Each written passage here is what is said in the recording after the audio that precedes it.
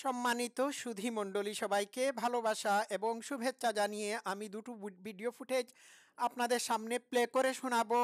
তারপর আমি মূল আলোচনায় আসব। আজকের প্রথম ভিডিও ফুটেজের টাইটেল হচ্ছে সিরাজগঞ্জের 15 জন পুলিশ হত্যার বিষয়ে যা বললেন জেলা বিএনপির সাধারণ সম্পাদক সাইদুর রহমান বাচ্চু।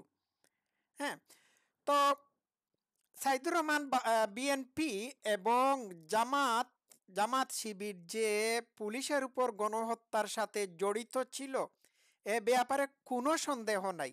তো আমি বিএনপির সাধারণ সম্পাদক সাইদুর রহমান বাচ্চুর মুখ থেকে এই স্বীকারোক্তিটি আপনাদেরকে শুনিয়ে দেই, তারপর অন্যটি শোনাবো। ঠিক আছে, শুনুন। 2024 সালে আমাদের সিরাজগঞ্জে যে বৈষম্য বিরোধী আন্দোলন করেছি, সেই বৈষম্য বিরোধী আন্দোলনে সিরাজগঞ্জের এনায়েতপুরে যদি 15 জন পুলিশ নিহত না হতো, বাংলাদেশের পুলিশের মেরুদণ্ড ভাঙত না।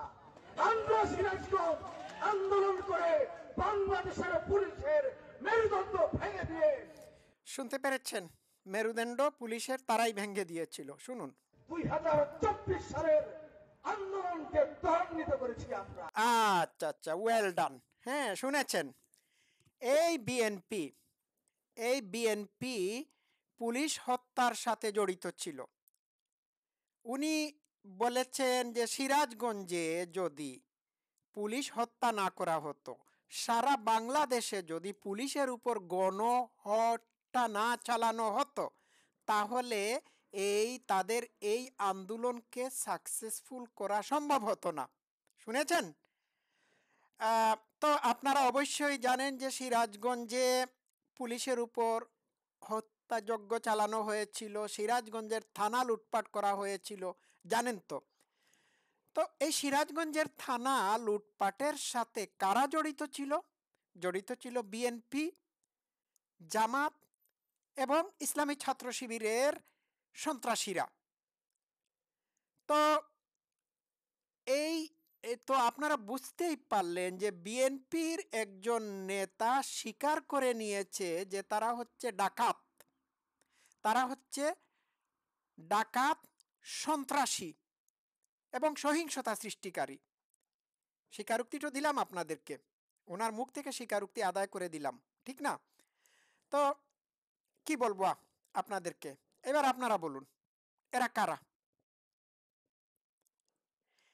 এই যে 3,500-3,500-এর অধিক পুলিশের উপর গণনিধন চালানো হয়েছিল, এই গণনিধন চালিয়েছিল বিএনপি এবং জামাত শিবিরের নেতাকর্মীরা।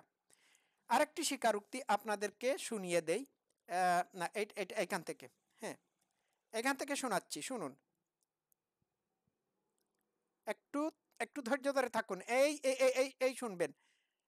তো এইখানে সে স্বীকার করেছে, আরেকটা শিবিরের নেতা স্বীকার করেছে যে তারা পুলিশের উপর গণহত্যা চালিয়েছিল। আমি অ্যাডভার্টটা স্কিপ করি, একটু শুনতে থাকুন। পুলিশের উপর হামলা নিয়ে সম্প্রতি একটি টেলিভিশন টকশোতে বক্তব্য দিয়েছেন বৈষম্য বিরোধী ছাত্র আন্দোলনের সমন্বয়ক মোহাম্মদ হাসিবুল ইসলাম।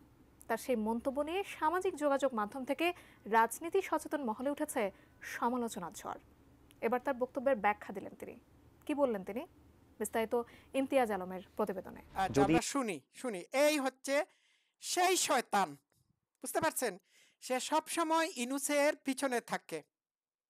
সে একজন আত্মস্বীকৃত ক্রিমিনাল, অপরাধী, তার কিন্তু বিচার হয় নাই। আর বিএনপির যে সাধারণ সম্পাদক দেখালাম, সেও স্বীকার করেছে। তো যারা পুলিশের উপর হত্যাযজ্ঞ চালায়, তাদের যদি বিচার না হয়, তাহলে এই রাষ্ট্রে কোনো আইনই নাই, আইনের প্রয়োগই নাই। শুনুন। মেট্রো রেলে আগুন না দেওয়া হতো, যদি পুলিশদেরকে না মারা হতো, তাহলে বিপ্লবটা এত সহজেই অর্জিত হতো না, কিংবা ফ্যাসিবাদের পতন নিশ্চিত করা যেত না। আচ্ছা, শুনেছেন তো, তার স্পষ্ট স্বীকারোক্তি শুনলেন। সে বলেছে মেট্রো রেলে আগুন দেওয়া থেকে শুরু করে পুলিশের উপর গণহত্যা চালানো তাদের কাজ ছিল। যদি তারা পুলিশ হত্যা না করত, মেট্রো রেল সহ বাংলাদেশের বিভিন্ন সরকারি স্থাপনা জ্বালিয়ে পুড়িয়ে ছাই ভস্ম করে না দিত, তাহলে তাদের এই ডাকাতি কোনো অবস্থাতেই সাকসেসফুল হতো না। তো আমাকে বলুন আপনারা, পুলিশ পুলিশ কি কাজ করে থাকে? পুলিশ রাষ্ট্রের জনগণের জান মালের হেফাজত করে দেয়, হেফাজত করার দায়িত্বে নিয়োজিত থাকে। এখন এই পুলিশের উপর যদি গণনিধন বিএনপি এবং জামাত শিবিরের নেতাকর্মীরা চালিয়ে থাকে, তাহলে অবশ্যই তারা রাষ্ট্রদ্রোহী।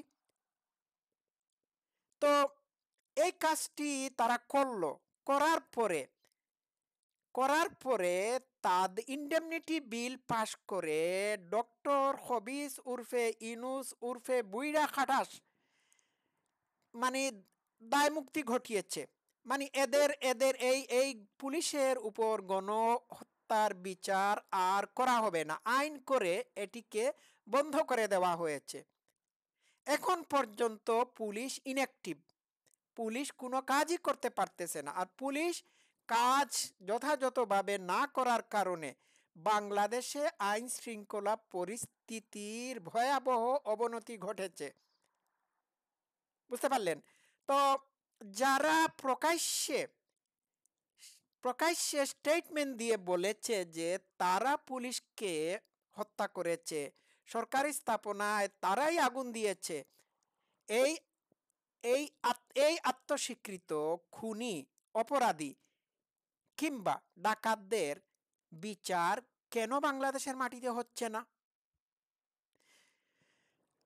দুনিয়ার এমন কোথাও কি এই এই ধরনের ঘটনা ঘটেছে বলুন?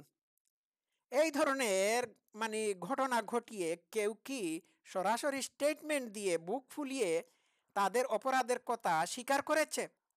তো দর্শক শ্রোতারা, আপনারা এক কাজ করবেন, এই দুইটা ভিডিও ক্লিপ আপনারা সামহাও ডাউনলোড করে রাখবেন অথবা কোথাও সেভ করে রাখবেন, যাতে করে কোনো দিন এই দুই শয়তান বা তার দূষরদের বিচারের জন্য এগুলোকে এভিডেন্স হিসাবে কোর্টে ব্যবহার করা যেতে পারে। এই যে হাসিবুল ইসলাম শিবিরের সাথী যে স্টেটমেন্টটা দিল, এই স্টেটমেন্ট দেওয়ার পরেও তার কিন্তু কোনো বিচার হচ্ছে না, তাকে ইউনূসের সরকার কোনো অবস্থাতেই অ্যারেস্ট করছে না, বরং দেখা যাচ্ছে সে ইউনূসের পিছনে অনেক সময় দাঁড়িয়ে থাকতে বা দেখা গেছে। আপনারা কি বিষয়টা কি আপনারা খেয়াল করেছেন? তো এই আত্মস্বীকৃত পুলিশ হত্যাকারীদের বিরুদ্ধে কোনো ব্যবস্থাই নেওয়া হচ্ছে না। তা আপনারা মনে রাখবেন, পুলিশের উপর হত্যার দায়ভার সম্পূর্ণ বিএনপি এবং জামাত শিবিরের উপর বর্তায়। আমরা কিন্তু ভুলে যাই নাই। হ্যাঁ, আমরা আমাদের মনে থাকবে, তারা এটি স্বীকার করেছে, তাদের স্বীকারোক্তি আপনাদের সামনে আমি উপস্থাপন করেছি। ঠিক আছে?